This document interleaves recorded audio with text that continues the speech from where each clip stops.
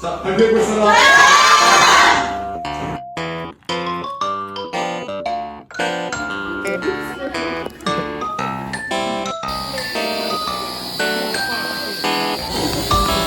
드론 정말 재밌어요.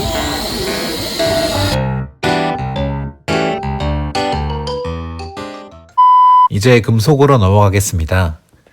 먼저 금속의 특성입니다. 첫 번째, 강도와 경도가 우수하다. 여기서 강도와 경도라는 말이 나오는데요. 둘은 비슷하지만 차이가 있는 말입니다. 쉽게 말하자면 강도는 재료 전체가 단단한 정도이고 경도는 재료 표면이 단단한 정도를 말하는 것입니다. 그런데 많은 사람들이 강도가 크면 무조건 경도도 큰 것이 아니라는 말을 많이 하는데 예를 들어보겠습니다. 자, 예를 들어서 여러분이 유리 조각으로 손톱을 긁습니다. 그러면 뭐가 긁힐까요? 네, 강철 손톱이 아닌 이상 손톱이 긁히게 되죠? 그렇다면 이것은 유리가 손톱보다 재료 표면이 단단한 정도, 즉 경도가 큰 것이 됩니다. 하지만 망치, 아주 단단한 망치로 유리와 손톱을 내리치게 된다면 유리는 쉽게 깨지게 되고 손톱은 나름대로 버팁니다. 그렇다면 이것은 손톱이 재료 전체가 외부의 힘에 대해 단단한 정도, 즉 강도가 유리보다 강한 것이 됩니다. 정리해보자면 경도가 크다고 해서 반드시 강도도 큰 것은 아니라는 것을 알 수 있습니다. 자, 강도와 경도에 대한 얘기는 이쯤에서 마무리하고 두 번째, 금속의 특성으로는 깎거나 녹여서 제품을 만들 수 있다. 즉 가공성이 좋다. 이렇게 봐주시면 되겠고요. 세 번째, 열과 전기가 잘 통하며 금속 고유의 색을 지니고 있다. 금속에 힘을 가하면 넓게 퍼지는 성질의 전성, 그리고 길게 늘어나는 성질의 연성이 크다. 이것이 금속의 특성이었습니다. 금속의 성질입니다. 금속의 성질로는 강도가 있는데 앞서 얘기했듯이 물체가 변형에 저항하는 성질이고 경도는 물체의 단단한 정도이다. 이렇게 봐주시면 되겠고 여기 전성이라는 말이 나옵니다. 이 전성은 금속에 힘을 가하면 넓게 펴지는 성질을 얘기하는데 사진으로 확인하시죠. 사진에서처럼 이렇게 금속이 얇고 넓게 퍼지는 성질을 전성이라고 합니다. 다음은 연성인데요. 연성은 금속이 길게 늘어나는 성질을 얘기합니다. 이것도 사진으로 확인하시죠. 사진에서 보듯이 금속이 얇고 가늘게 뽑혀 있는 것을 보실 수 있습니다. 이런 성질을 연성이라고 합니다. 다음은 금속의 성질 개선입니다. 순수한 금속이 지닌 녹는 점, 강도, 경도 등의 한계를 개선하기 위해서 합금이나 열 처리를 통해 용도에 적합한 금속으로 만들어 제품 제작에 사용하는 것을 금속의 성질 개선이라고 합니다. 자, 금속은 저마다의 고유한 특성을 가지고 있습니다. 그렇기에 이 성질을 바꾸기 위해서는 앞서 말한 합금이나 열 처리를 하는데 아마도 영화에서 많이 보셨을 겁니다. 그 대장간에서 시뻘겋게 달아오는 철을 망치로 마구 두드리는 장면. 자, 이런 사진을 열철이라고 보시면 되는데요. 금속을 식히고 달구고 다시 식히고 달구고 하는 과정을 반복하면 금속의 성질이 변화됩니다. 그리고 이것을 금속의 성질 개선이라고 합니다. 다음은 금속의 분류입니다. 금속은 크게 철금속과 비철금속으로 나누어지게 됩니다. 철금속에는 순철, 탄소강, 주철, 합금강이 있고 비철금속에는 구리, 알루미늄, 마그네슘, 티타늄 등이 있습니다.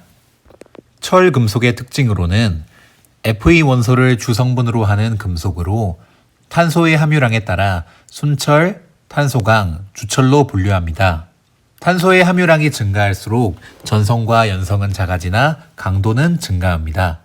이 말이 무엇이냐면 탄소의 함유량이 증가할수록 더 딱딱해지지만 뭔가 유연성이 떨어지고 가공성이 떨어진다.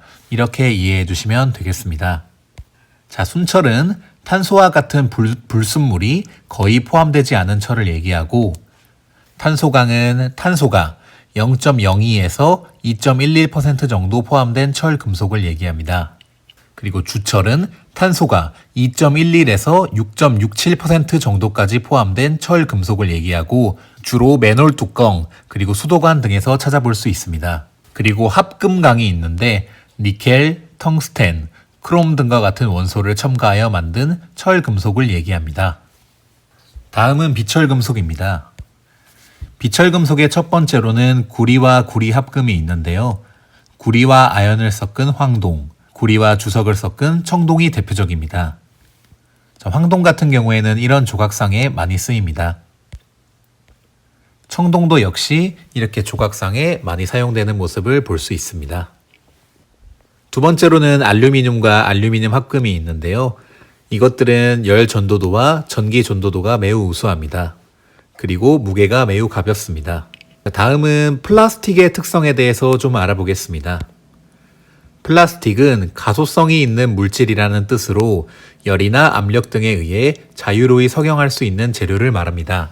플라스틱의 장점으로는 가벼우면서 강하다, 그리고 전기 절연성이 우수하다, 그리고 착색이 쉽고 내식성이 우수하다, 제작이 쉽다, 이러한 점들이 있고, 반면에 단점으로는 열에 약하다, 내구성이 낮다, 기계적인 강도가 아무래도 강철에 비해서는 낮다, 그리고 표면에 흠집이 생기기 쉽다, 이런 것들이 단점으로 있습니다. 자, 다음은 플라스틱의 종류인데요.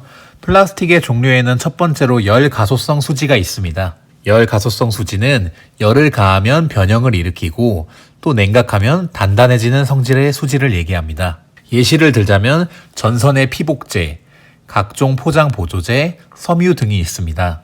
플라스틱의 종류 두 번째로는 열 경화성 수지가 있는데 이는 열을 가해도 변형이 되지 않는 수지로 대부분 가열하면 분해되거나 증발한다.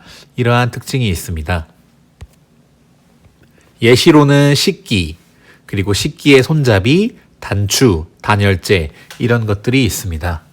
이렇게 세 가지 종류의 재료에 대해서 알아보았고 평가하기 문제를 풀어보고 지나가겠습니다. 일반적인 재료의 특성으로 옳은 것을 보기에서 모든 고른 것은 문제입니다. 한번 풀어보는 시간을 가져보겠습니다.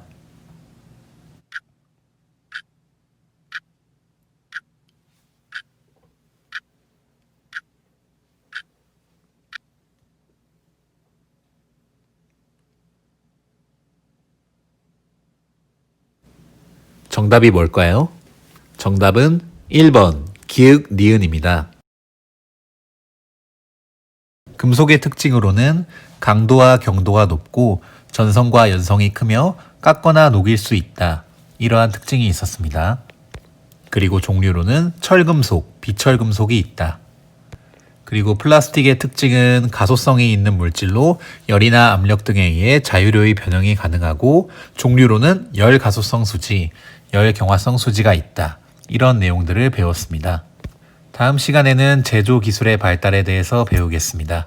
그동안 고생 많으셨습니다.